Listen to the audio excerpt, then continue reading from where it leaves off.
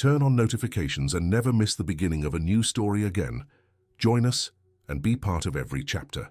In the vast golden plains of Egypt, where the Nile, the artery of life, meandered majestically, stood a civilization of stone and pride that defied eternity itself. Palaces of white limestone and colossal temples dotted the horizon, bearing witness to the glory of an empire that considered itself the navel of the world, where Pharaoh, the lord of the two lands, ruled like a living god, unquestionable and omnipotent in his sphere of earthly power. Opulence was the currency in the royal corridors, and the self-confidence of its leaders was as monumental as the pyramids they built. However, beneath the splendor of gold and the glitter of hieroglyphs lay a deep and fetid wound, the servitude of a people. The children of Israel, once embraced by ancient alliances, were now mere appendages of the Egyptian machine, bricks in the foundation of a kingdom that denied them the right to freedom and dignity. Their forced labor was the silent pillar of that splendor, a cruel irony that time seemed to have forgotten. In this land of stark contrasts, the Hebrews' ordeal was an incessant litany of pain. Under the merciless whip of the overseers, men of ancient faith saw their bodies wither and their spirits bend, but not break completely, under the scorching sun of a tyranny that seemed endless. The women in their homes of mud and misery cradled their children with songs of mourning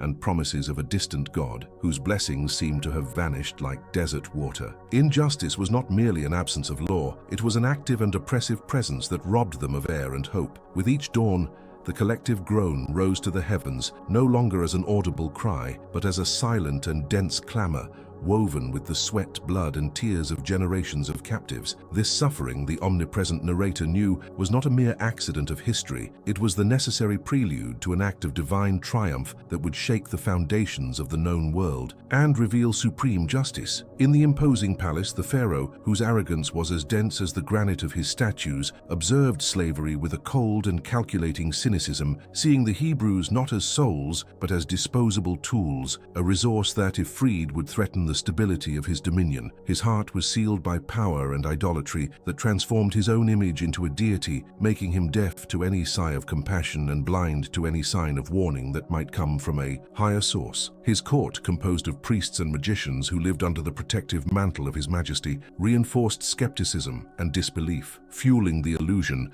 that the strength of Egypt was the only real force in the universe. The shadow of this arrogance hung over the entire nation, a veil of fatalism that prepared the stage for the clash of titans, where the ego of one man would clash with the will of the eternal, and the fate of an entire civilization would be determined by the hardness of a single heart. It was in this abyss of despair and ostentation that the voice of divine design manifested itself in a way that defied logic and expectation. Suddenly, two men, dressed in the simplicity of the desert, but invested with an authority that transcended Egyptian royalty, crossed the palace gates. Moses, the Hebrew who had once been welcomed into the royal chambers, now returned as the herald of liberation, accompanied by his brother Aaron, spokesman for a god whose name was unknown and mocked in the courts of the Nile. The conflict that tore at Moses' soul was excruciating, obedience to a mandate that forced him to defy the land of his past, the scales of divine justice weighing against the nostalgia of his youth. His countenance revealed the weight of the mission, to be the vessel of divine indignation, the instrument that would bring trial upon the nation that had created him, so that the faith of his people could finally find its triumph. The encounter between Yahweh's messenger and Pharaoh was a moment of epic tension, whose consequences would resonate for centuries to come, a scene etched into the granite slabs of the palace. Moses, without the luxury and pomp that once surrounded him, looked into the eyes of the one who considered himself divine and uttered the demand that would set the empire ablaze. "Thus says the Lord, the God of Israel, let my people go." The solemnity of those words, devoid of any supplication and laden with command, directly confronted Egyptian sovereignty. Pharaoh, enthroned in his majesty and surrounded by the servile silence of his court, laughed scornfully, a dry, mocking sound that echoed in the vast chamber.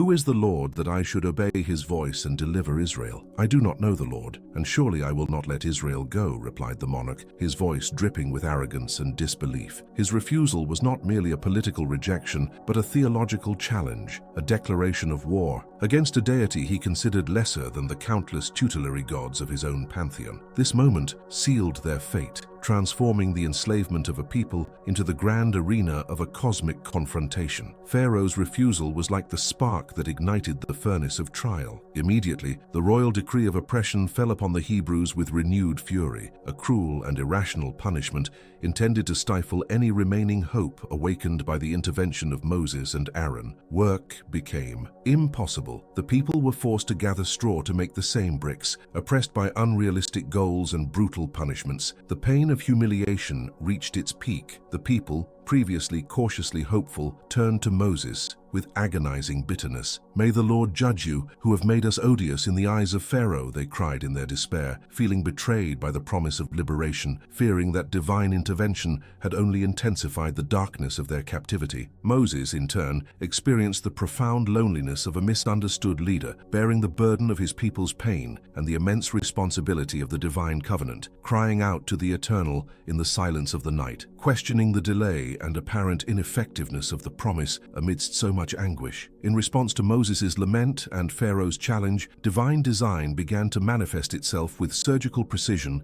and undeniable power. The first plague was not a random disaster, but a direct and symbolic attack on the heart of Egyptian worship, the majestic and sacred Nile River. The scene was one of indescribable horror. Under Aaron's command and Moses' resolute gaze, the staff was raised, and the waters, which represented fertility, life, and the god Hapi, turned into a crimson red of putrid blood. The narrator, with his omnipresent perspective, felt the terror that coursed through the veins of the Egyptians. The fish, their source of food and symbol of prosperity, died en masse, floating on a putrid carpet. The stench of death and the impossibility of drinking the sacred water unleashed chaos. In dramatic contrast, the hand of divine protection was visible. In the dwellings of the Hebrews, although the horror of the scene hung in the air, blood did not touch their boundaries. The Egyptian ordeal was a testament to the power that Pharaoh had mocked. But arrogance is an impenetrable armor, and Pharaoh's pride did not yield even before the sight of the corrupted Nile. He summoned his magicians, the priests of Janus and Jambres, to try to reproduce the prodigy,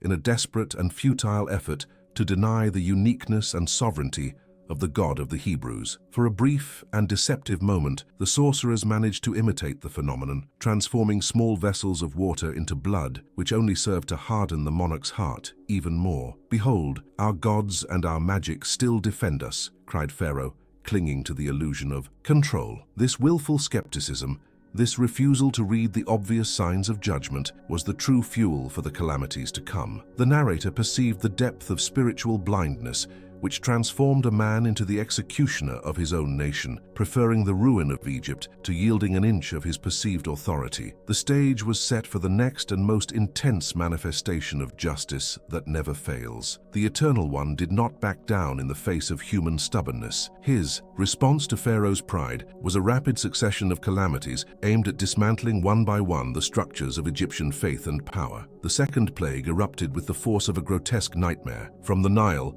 now a source of pestilence, came millions of frogs, which invaded palaces, houses, ovens, and even royal beds, transforming daily life into a damp, hopping hell. Deep down, Pharaoh began to feel the first pang of fear, seeing his impeccable royal order profaned by an invasion of creatures considered impure and paradoxically linked to the goddess of fertility, Heket. The clamor of the common Egyptian people, silenced until then by fear of Pharaoh, began to become audible, a wave of revulsion and despair that eroded their confidence in the protection of their gods. It was the first time that the monarch, in a lapse of weakness, summoned Moses to plead for the removal of the plague. But the nature of the plea was flawed, a temporary agreement, not genuine repentance. In the relentless sequence of events came the third plague, delivering an even more humiliating blow. The dust of the earth, the very matter that Pharaoh claimed to rule, transformed into lice and crawling insects that covered men and animals. The narrator emphasized the depth of the offense. While the first two plagues were imitable by the magicians, this one, the most repugnant and microscopic, proved to be the limit of Egyptian magic. The priests, once confident, now bowed in humiliation, their sacred garments infested and their spiritual authority undone. "This is the finger of God," they declared, their voices laden with terror and a truth they could no longer deny. The spiritual shock was palpable. Their purification rituals were useless, their esoteric science bankrupt. This admission, forced by the reality of the ordeal, was the first sign of a crack in the monolith of the Egyptian court. But the pharaoh, hardened by shame and a refusal to be surpassed, kept his heart captive to pride, ignoring the dread of his own advisors. The fourth plague, with its massive attack of voracious flies, introduced a new and crucial element into the narrative of the judgment: the irrefutable distinction between Egypt and the lands of Goshen, where the Hebrews lived. If until then the protection of the Hebrews could have been seen as mere coincidence, now the intervention was geographical and deliberate. The flies covered the Egyptian land, filling the air with the buzzing of death and the promise of disease, but ceased precisely at the borders of the Israelite dwellings. This manifestation of covenant and protection was a balm for the tormented spirit of the Hebrews, who, for the first time in centuries, felt the weight of their faith transform into a tangible shield. The narrator described the transformation of mood in Goshen. Hope, once a murmur, became a chorus, a growing certainty that the God of their fathers was in fact at war for them, transforming their former humiliation into a silent exaltation, contrasting with the growing despair and indignation of the Egyptian people, now aware that they were the sole target of divine wrath. In the palace, Pharaoh entered a vicious cycle of fear and stubbornness. The pressure from the Egyptian people, who suffered and languished under the wrath of the flies, forced him into new negotiations, but his soul remained enslaved by his pride. He proposed that the Hebrews sacrifice to Yahweh right there in the lands of Egypt, a cunning tactic to maintain his control. Moses, with the wisdom of obedience, refused the trap, aware that freedom could not be negotiated halfway and that the sacrifice of his people was an act of separation and consecration that could only occur outside the Egyptian yoke. Pharaoh, frustrated in his attempt at manipulation and once again humiliated by the determination of his former protege, closed his heart, a spiritual muscle that contracted with each miracle. The narrator watched the drama unfold. The power of Moses' unwavering and focused faith contrasted with the Pharaoh's fickleness and skepticism, who transformed each retreat into a prelude to even greater hardening, setting the stage for the calamities that would strike Egypt at its economic and physical core. The unwavering and methodical higher will moved to strike at the very backbone of the Egyptian economy and subsistence, making the ordeal not merely a personal affliction, but a national disaster. The fifth plague struck the nation's livestock, wealth, and driving force. A sudden and devastating plague swept through stables and fields, killing horses, camels, oxen, and sheep. Pharaoh, in an act of despair and disbelief, sent messengers to Goshen to verify whether the distinction truly held. And there, amidst the desolation and stench of death that covered Egypt, the messengers witnessed the miracle of the covenant. The livestock of Israel were unharmed, grazing safely. The contrast was so vivid, the evidence of divine intervention so irrefutable, that shame should have brought Pharaoh to his knees. But the omnipresent narrator saw in his heart an almost supernatural stubbornness, an obstinate refusal to admit that there was a power greater than his own, a final challenge to logic and survival. The sixth plague was a direct assault on the body and health, on the very image of human divinity that Pharaoh and his priests displayed. Purulent and painful ulcers erupted on the skin of Egyptians and animals, a physical suffering that could not be ignored or hidden. The narrator described the scene with gravity. The priests, once imposing figures in their white robes, were now weakened and contaminated, unable even to appear before Pharaoh, for their affliction prevented them from maintaining ritual purity. This was the turning point in the spiritual crisis of the antagonists. Magic not only failed to reverse the calamity, but the sorcerers themselves became humiliated victims, their impotence exposed before their people and their king. Divine justice manifested itself with brutal clarity, showing that neither the monarch's body nor the sacredness of his court were immune to the word of the Eternal. The Pharaoh, seeing the catastrophe deepening, wavered between terror and obstinacy. For a brief moment, the pain and fear of the kingdom's collapse forced him to reconsider, but the pride of his lineage and the pressure of his identity as a living God were a burden he could not relinquish. His heart hardened even further, a condition that, the narrator perceived, was not merely his choice, but the inevitable result of his initial resistance to the divine purpose. He was being transformed by his own arrogance into the ultimate example of punishment, an instrument through which Yahweh's power could be fully demonstrated to the world. Thus,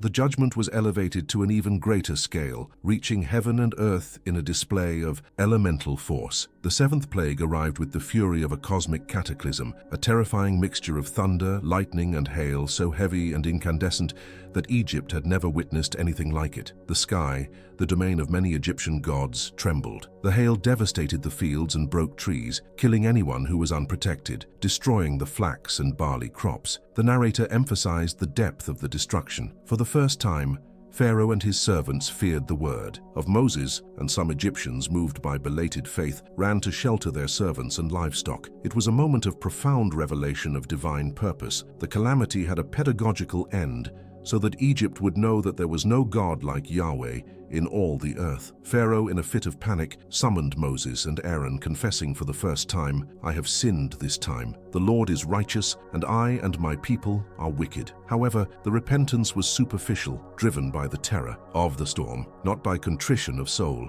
And as soon as the sky calmed, the monarch reneged on his promise, sealing his people's fate for even worse horrors to come. The succession of plagues continued to dismantle Egyptian sovereignty, with the 8th plague attacking what remained of sustenance and hope, the locusts. Before the calamity struck, Pharaoh's own servants, in despair and seeing imminent ruin, implored the king to release the Hebrews, asking him in terror, "How long will this man be? Thou snare to us. Let the men go so that they may serve the Lord their God. Do you not know that Egypt is ruined?" The indignation of the people and the court against the royal stubbornness reached a moral peak. Pharaoh, however, attempted a new bargaining tactic, agreeing to release only the men, keeping the women and children as a guarantee of their return, an unacceptable proposal. Upon hearing Moses' refusal, the monarch's anger exploded, and he expelled them from the royal presence. Immediately afterwards, the cloud of locusts, dense as night and vast as the horizon, descended upon Egypt. The 9th plague marked the peak of psychological terror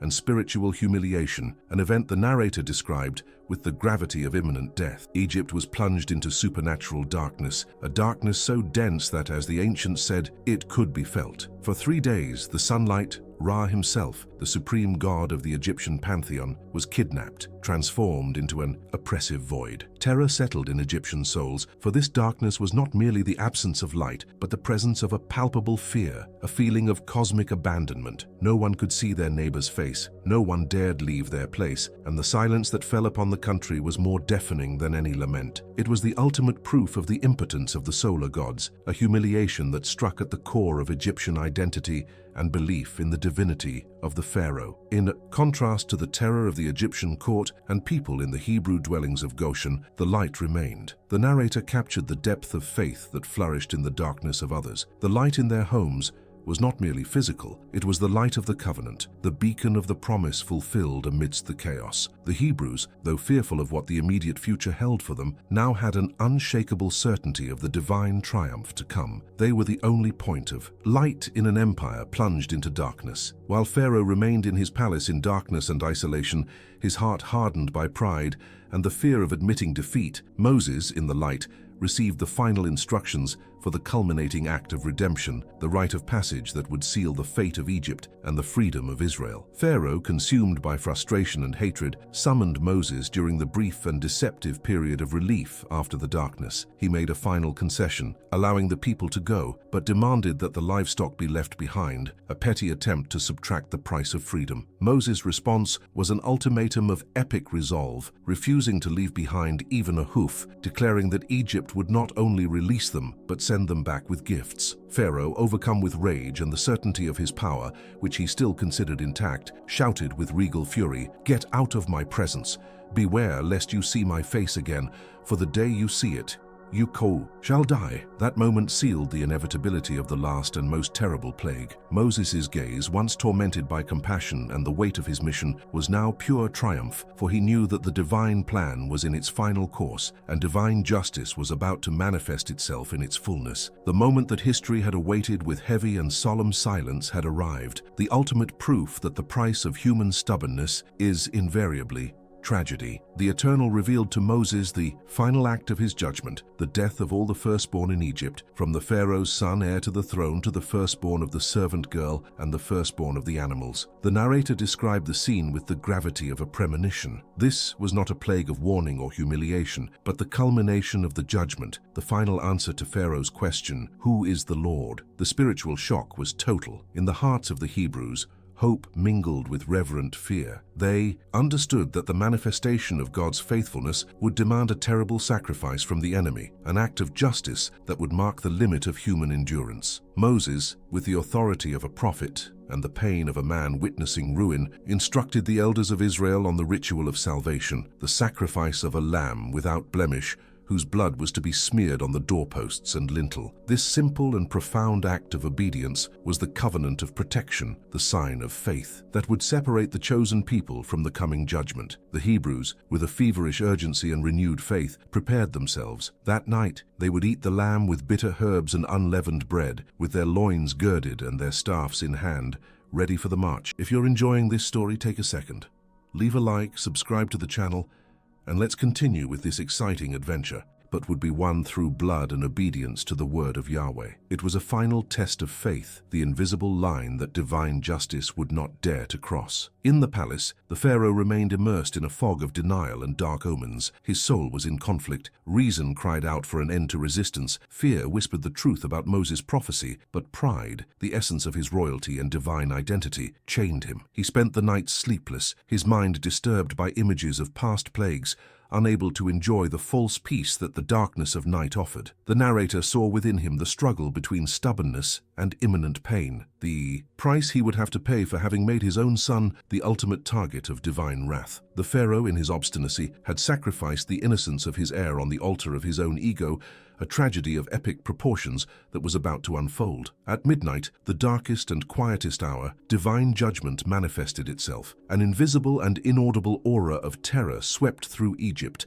striking every house that did not bear the mark of blood. The narrator described the scene with sacred horror. The angel of judgment, the emissary of the higher will, passed by, and in his wake life was extinguished. Suddenly, the profound silence that preceded the final blow was broken by a lament. Not an isolated cry, but a rising wave of grief, a piercing clamor that rose from the city of granite slabs to the humblest hovels. The weeping was of such intensity and unanimity that it seemed to tear the very fabric of the night. In every Egyptian home, there was a dead man, and the heart of Pharaoh, who considered himself invulnerable, was finally broken by the death of his firstborn son, the heir to his glory and the personification of his power. The pain of loss was the only agent capable of breaking the armor of pride that Pharaoh had built around his soul. Amidst the overwhelming grief that transformed his palace into a mausoleum of dreams and ambitions, the monarch succumbed. The narrator described the scene with compassion and reverence. Pharaoh, who had refused to acknowledge the God of the Hebrews, now found himself forced to confront the reality of his finitude and the unequivocal manifestation of a power he could not even comprehend. His despair was genuine. The death of his son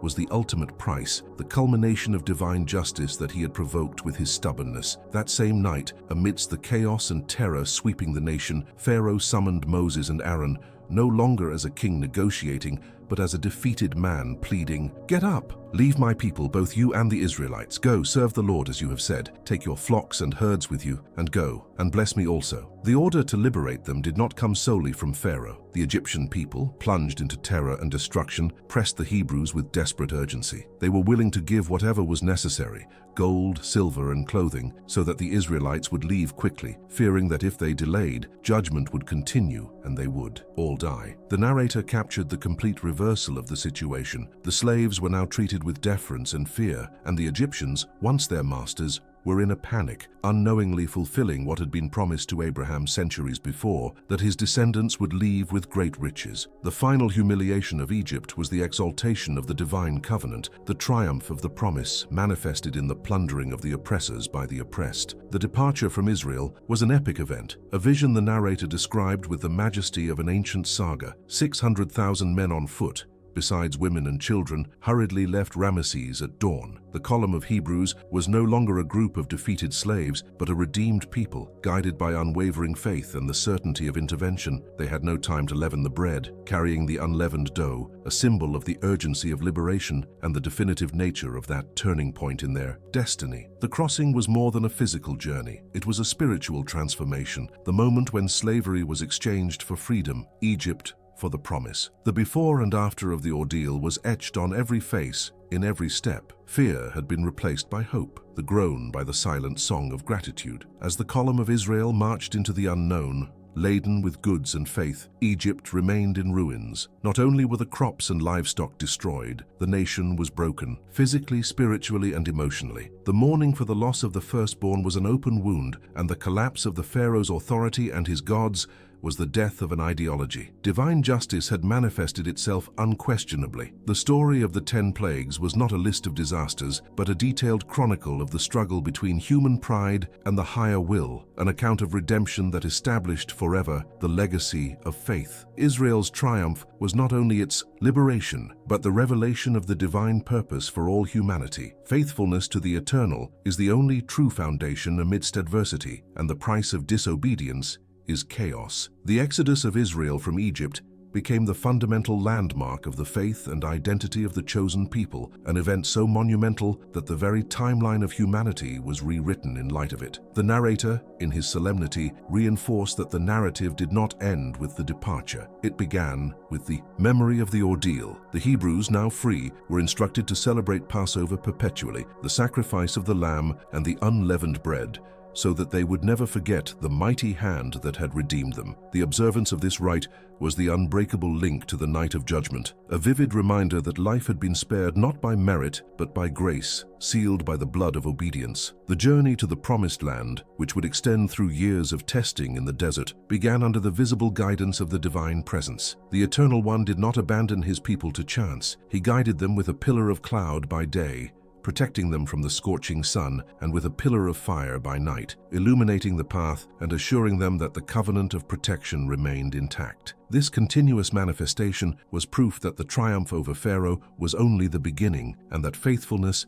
would be the central theme of the new chapter in their history. The faith that had flourished in the houses of Goshen during the darkness now became the compass that guided them through the aridity of the desert, transforming each step into an act of test of faith and trust. As Israel marched on, Egypt began its painful process of adjustment to the new and grim landscape. Pharaoh, in his grief and humiliation, was consumed by regret, not for the wickedness of his enslavement, but for the loss of his workforce and the ruin of his kingdom. His stubbornness, though momentarily broken by the final judgment, resurfaced, fueled by the pain of lost power and the shame of having been defeated by the God of an enslaved people. The narrator revealed the malice and skepticism that still simmered in his court. What have we done that we have let Israel go, that they no longer serve us? The pain of economic and prestige loss was greater than the pain of mourning, and Pharaoh, in a final and desperate act of pride, ordered his chariots and his remaining army to pursue the Hebrews, determined to reverse the tragedy and reaffirm his sovereignty. The pursuit by the Egyptian army, with its 600 chosen chariots and gleaming cavalry, was the last and futile attempt by human power to annul the divine design. Pharaoh's army, driven by vengeance and blind arrogance, believed it could corner the Hebrews at the Red Sea, a deadly siege that seemed destined for massacre. However, the children of Israel, seeing the dust and the gleam of the enemy chariots, panicked, the fear of slavery and death momentarily overshadowing the memory of miracles. They cried out to Moses, bitterly questioning whether there were not enough graves in Egypt. This moment of doubt was the last vestige of a slave mentality, the ultimate test of faith before the final consecration of their freedom. Moses' response to the people's panic was a speech of unwavering faith, the voice of courage amidst the terror of imminent annihilation. Do not be afraid, stand firm, and you will see the deliverance the Lord will bring you today. The Egyptians you see today you will never see again. The Lord will fight for you. You need only to be still. This proclamation, laden with prophetic authority, transformed fear into reverence and despair into silent expectation. The narrator captured the drama of the moment. On one side, the fury of the most powerful army in the ancient world. On the other, a newly liberated and unarmed people trapped between the mountains, the desert, and the vast expanse of the sea. The scene was the inevitable climax of the saga of trial, where the power of faith was about to be revealed in its most spectacular form. Divine intervention was an act of elemental power that redefined the very nature of the Red Sea. Under the command of the Eternal, Moses stretched out his hand over the waters, and a strong, continuous east wind began to blow with supernatural intensity throughout the night. The sea parted, not with the gentleness of a tide, but with the violence of a catharsis, creating a dry passage and walls of water on both sides, a feat that defied all natural logic and the science of Egypt. The people of Israel, guided by the pillar of fire, crossed on dry land, a crossing that was a metaphor for their spiritual transformation. They were leaving behind the mire of slavery to tread on the firm ground of the promise. The act was the final consecration of their freedom, the materialization of the covenant. Pharaoh, And his army, blinded by arrogance and thirst for revenge, did not see the miracle. They saw only an opportunity to recover what had been stolen from them. Driven by blind fury, the Egyptians advanced to the seabed, plunging into the open passage, certain that victory belonged to them. The narrator described the malice and skepticism in their hearts. They mocked the Hebrews, certain that they would soon overtake them. But the hand of God began to fight against them. The wheels of the chariots became stuck. Panic spread, and the Egyptians finally recognized the inevitable, shouting, "Let us flee from the presence of Israel, for the Lord fights for them against the Egyptians." It was shock and belated repentance, the last and futile confession of Yahweh's sovereignty. With Israel's passage complete and the Egyptian army in panic in the middle of the sea, Moses stretched out his hand once more, and the vast waters returned with full force. The narrator described the scene of annihilation with the solemnity of a final judgment. The waves swallowed the horses, the chariots, and all the warriors, from Pharaoh to the last soldier. The death of the Egyptian army in the waters was the total triumph of divine justice and the complete redemption of the people of Israel. They saw their oppressors dead on the shore, and the fear of slavery was definitively exorcised. The epic reached its climax. Unwavering faith had been rewarded, and the pride of the most powerful empire in the world lay destroyed, transforming the ordeal into a legacy of eternal hope. Witnessing the complete annihilation of their persecutors, the people of Israel no longer feared, but burst forth in a song of victory, a symphony of praise and gratitude that echoed over the waters of the Red Sea, becoming the inaugural hymn of their freedom. Moses and the children of Israel sang the Song of Exaltation, an epic poem that glorified the Eternal for his power and justice. "I will sing to the Lord, for he has triumphed gloriously. He has thrown into the sea the horse and its rider." The narrator captured the emotional transformation in its entirety. The people who moments before were chained by the fear and bitterness of slavery were now intoxicated by the joy and certainty that their God was an invincible warrior, faithful to his covenant. Miriam, the prophetess, sister of Aaron and Moses, took a tambourine in her hand, and all the women followed her with tambourines and dances in a spontaneous and vibrant celebration that sealed the triumph. The scene of dancing and singing was the vivid and joyful contrast to the previous humiliation. The pain and suffering of slavery had been exchanged for the unbridled joy of redemption. The account was no longer merely a chronicle of disasters, it was a chronicle of miracles and redemption. The legacy of that moment was the certainty instilled in every Hebrew heart that faithfulness to Yahweh would be the only path to prosperity and the only defense against adversity. The triumph at the Red Sea was the final act in dismantling Egyptian idolatry and revealing God's purpose for Israel. The 400-year ordeal had a clear objective: to forge a people who would know forever that their existence depended solely on the grace and strength of their Creator. Pharaoh, in his stubbornness, had become the unwitting instrument for the manifestation of God's glory, and the Egyptians, in their pride, had been the lesson that human power is dust before the supreme will. The shock and repentance of the army, moments before being swallowed up, served to allow the enemy himself, at the last instant, to attest to the sovereignty of Yahweh. The years that followed, the long and arduous journey through the desert, were a continuation of the test of faith, where physical hardship and scarcity would become the new stage for Israel's spiritual education. The transformation of a group of slaves into a priestly nation under God's law was the next step in the saga. The memory of the bitter water at Marah, which became sweet through Moses' intervention,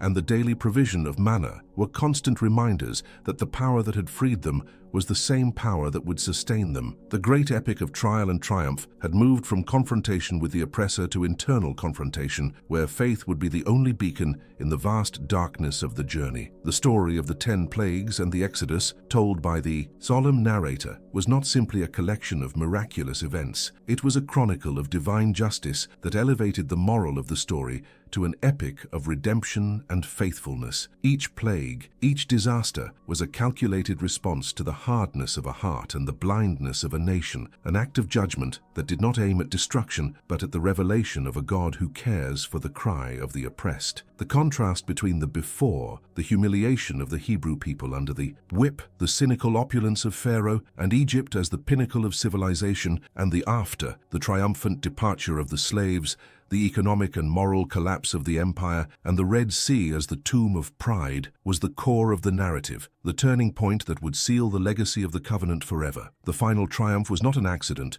but the inevitable fulfillment of a promise. Israel's victory over Egypt and Pharaoh's army at the Red Sea was the seal of faithfulness of our God, who does not forget his covenants nor his children. Throughout the narrative, the narrator focused on the journey of transformation through faith, the initial pain, Moses' hesitation, the Hebrews' skepticism, Pharaoh's stubbornness, and finally, the unwavering faith that led to total freedom. The drama of the story lay not in empty poetic descriptions, but in the growing tension between the malice of the antagonists and the protagonist's unwavering faith in the inevitability of justice that would manifest itself to restore moral order. The narrative was constructed to evoke reverence, indignation, and satisfaction, a roller coaster of sacred emotions. Indignation at the injustice of slavery was the driving force that propelled the reader to yearn for intervention. Reverence was the natural result of contemplating the power that parted the sea and conquered arrogance, and ultimate satisfaction was the emotional reward for the victory of faith over tyranny. The transformation of Pharaoh from a living god to a defeated and grieving man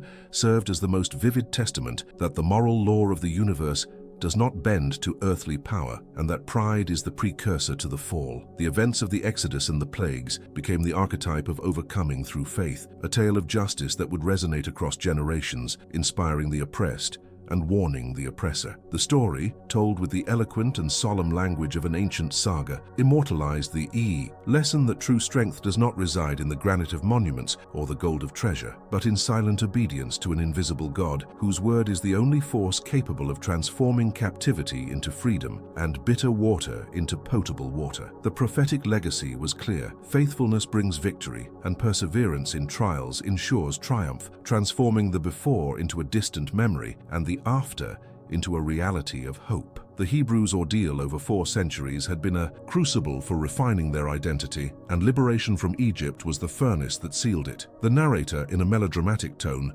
evoked the final contrast, the image of an Egypt in ruins, physically with its crops and livestock destroyed, and spiritually with its gods discredited, in counterpoint to the image of Israel marching triumphantly, laden with the spoils of its oppressors. This duality was not a coincidence, but an inevitable fulfillment of the promise made to Abraham that his descendants would be greatly blessed and that his enemies would be judged. Victory, therefore, did not belong to men, but to divine design, which had manifested itself at the precise time after long patience. The Pharaoh's legacy, in turn, was transformed into an eternal symbol of stubbornness and the futility of earthly power. He who once demanded that his people worship him as a god had his pride crushed by the loss of his own firstborn son and the annihilation of his army. The shock and belated repentance of his magicians and servants, "This is the finger of God, and let us flee from the presence of Israel," served as a public confession of their blindness and the skepticism that condemned them. The chronicle of that time did not allow for half-truths. Pharaoh's destiny, from supreme antagonist, was to become the testament to Yahweh's sovereignty and the certainty of divine justice. The account concluded with the certainty of prophetic fulfillment. The triumph of Israel was not the end of its history, but the foundation of its destiny. The liberation from Egypt was the founding act, the demonstration that the covenant of protection was unshakable. The Eternal One had brought his people out of a land of servitude with a strong hand and an outstretched arm, so that they could become a light to the nations, a people whose history would be an eternal reminder that the Creator is the Lord of history,